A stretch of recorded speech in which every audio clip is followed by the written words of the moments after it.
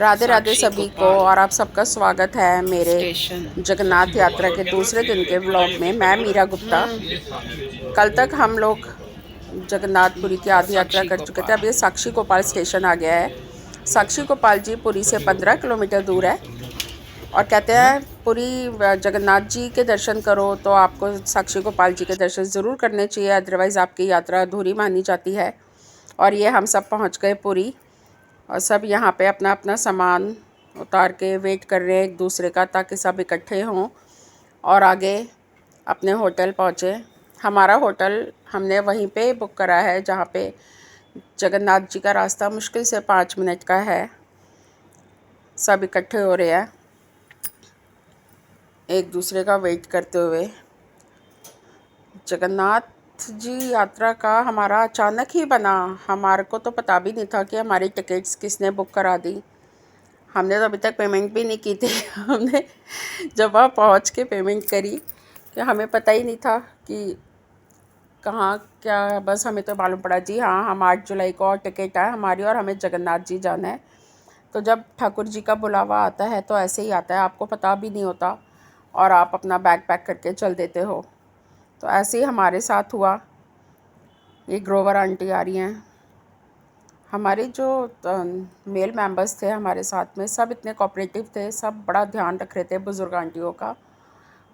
कभी मतलब किसी को परेशानी नहीं हुई कि उनका लगेज है तो वो कैसे उठाएंगी, या वो ट्रेन कैसे पकड़ेंगी, या वो कैब में होटल तक कैसे पहुंचेंगी।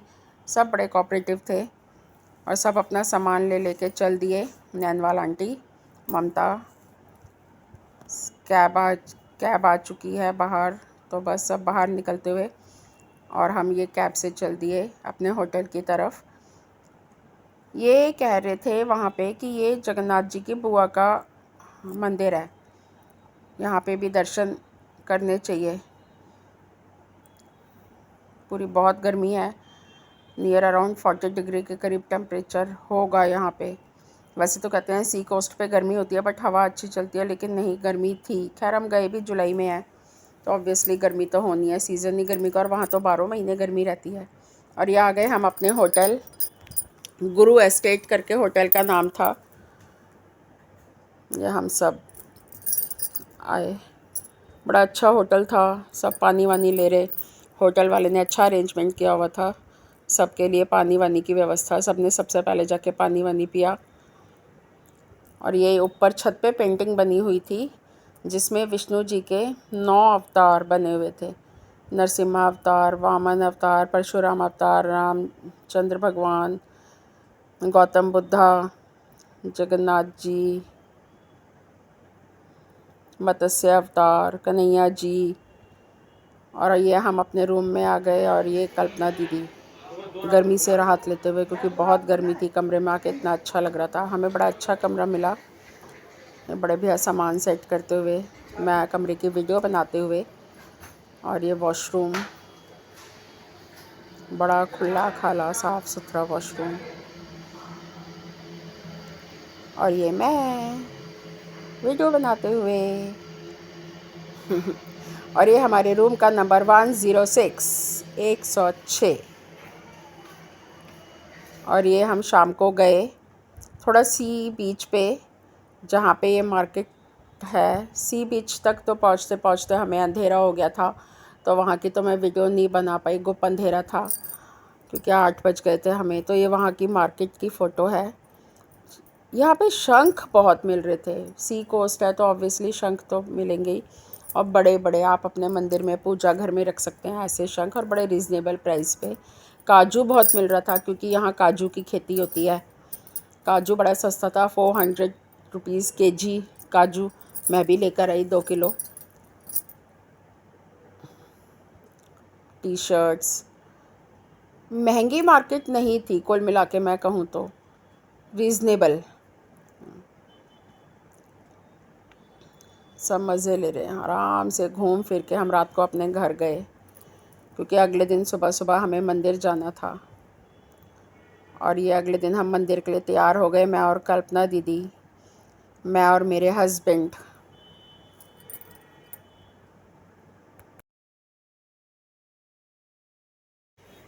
और ये हम पहुंच गए मंदिर, क्योंकि अंदर फ़ोन ले जाना अलाउ नहीं था, इसलिए मैं बाहर से ही वीडियो बनाई जितनी मैं बना सकी, क्योंकि पूरा घूम के वीडियो बनाना पॉसिबल नहीं था।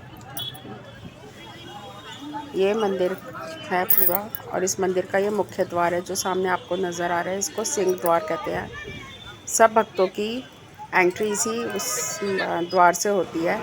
और ये जो आपको दिख रहा है ये अरुण स्तंभ है, जो पिलर आपको दिख रहा है, सूर्य देव की सबसे पहली किरण जो है वो इसी अरुण स्तंभ पे पड़ती है और मंदिर पे पड़ती है जब सूर्य देव निकलते हैं तो।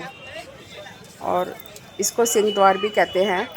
जब अंदर जाते हैं तो सीढ़ियाँ पड़ती हैं, उसमें एक तीसरे नंबर की काली सीढ़ी है, उस पर पैर रख के जाना होता है। शनिदेव बोलते हैं उनको, कि वो शनिदेव की सीढ़ी, उन पर पैर रख के जाना होता है, बट वापसी में उनके ऊपर पैर रख के नहीं आना होता। अदरवाइज़ कहते हैं कि आपका सारा जो आप पुण्य कमा के आए हो मंदिर के अंदर, वो सारा आपका शनिदेव को अर्पित हो जाता है, तो इसलिए उस पर रख के जाना होता है। वहाँ पे लोग बता भी देते हैं, गाइड होता है वो बता देता है। ये 4 धामों में से एक धाम है। कहते हैं विष्णु भगवान के जो 4 धाम है उसमें सबसे पहले जो आता है वो बद्रीनाथ, जहाँ पे विष्णु भगवान ने स्नान किया। दूसरा द्वारका, जहाँ पे उन्होंने ध्यान किया। तीसरा ये है पुरी, जहाँ पे वो 56 भोग का प्रसाद ग्रहण किया। और चौथा रामेश्वरम, जहाँ पे वो विश्राम करते हैं। यहाँ पे 56 भोग का 4 बार भोग लगाया जाता है ठाकुर जी को। जब कन्हैया जी ने अपनी उंगली पे गोवर्धन पर्वत उठाया तो यशोदा मैया ने उन्हें 8 बार भोजन करवाया, 1 हफ्ते तक, 7 दिन तक। इसलिए 56 भोग का प्रसाद यहाँ पे लगता है। खिचड़ी का प्रसाद लगता है, और सब जो कच्ची मिट्टी के बर्तन में बनाया जाता है, और उसको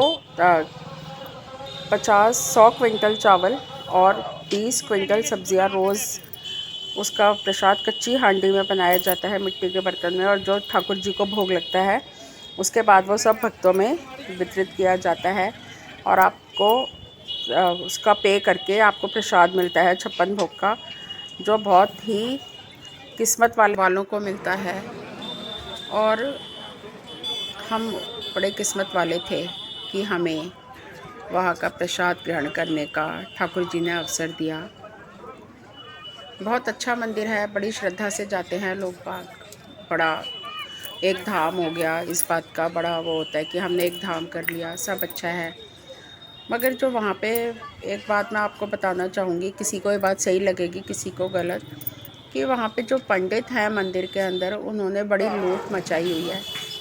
मतलब अगर आपको आरती लेनी है तो भेंट डालो भेंट डालो भेंट डालो, 100 रुपये आपको आरती के। फिर अगर आपको प्रसाद आपने चढ़ाने के लिए दिया उसके साथ भेज दो। फिर अगर आपको वो प्रसाद वापस लेना है तो उसके लिए भी आप भेज दो, और 100-200 रुपये हर पंडित। हाँ, हाथ फैला के लाओ, भेज दो भेज दो भेज दो। और जो सरकार ने कॉरिडोर बनाया हुआ है, वो जो उन्होंने दान पेटी लगाई है, उसको तो पंडितों ने कवर किया हुआ है, तो सरकार के पास तो मेरे ख्याल से कुछ जाता ही नहीं होगा। सब कुछ पंडितों के ही हाथ में जाता है। मैं ये बात आपको इसलिए बता रही हूँ कि अगर आप जाओ तो आप अपने भाव लेकर जाओ, ठाकुर जी के दर्शन करो और आ जाओ। अगर आप पंडितों के चक्कर में लगोगे कि आपको कलावा बंधवाना है तो वो आपको 500 रुपये मांगेंगे, और अगर आपने 500 रुपये नहीं दिए तो वो आपके हाथ से कलावा वापस खोल लेंगे। आपको पटका पहनाएंगे, 500 रुपये दो, अगर आपने 500 रुपये दिए तो आपका पटका वापस उतार लेंगे। मतलब कोई श्रद्धा भाव वाली बात नहीं है। तो आप अपनी श्रद्धा भाव अपने मन में लेके जाओ, ठाकुर जी के दर्शन करो और वापस आ जाओ, ये है। और इस मंदिर के अंदर 108 छोटे छोटे मंदिर हैं। किसी में पंडित जी हैं, किसी में नहीं है, मगर जिसमें पंडित जी बैठे हुए हैं वो आपको लूटने के लिए बैठे हैं बस। बाकी बड़ा अच्छा लगा हमें इस मंदिर में जाके। बड़ा हमारा ठीक है, हम थोड़ा लुट के आए, मगर कोई बात नहीं, हमें ठाकुर जी के दर्शन हो गए बस। अब बाकी तो सबकी अपनी अपनी श्रद्धा है कि वो कैसे जाता है। मेरा बताना फ़र्ज़ था तो मैंने बता दिया। अगर किसी को बुरा लगा हो तो उसके लिए मैं क्षमा मांगती हूँ। चलिए इस ब्लॉग को पूरा करते हैं। जब भी जाएं उड़ीसा, जगन्नाथ जी के दर्शन ज़रूर करके आएँ। भगवान आप सबकी मनोकामना पूरी करे।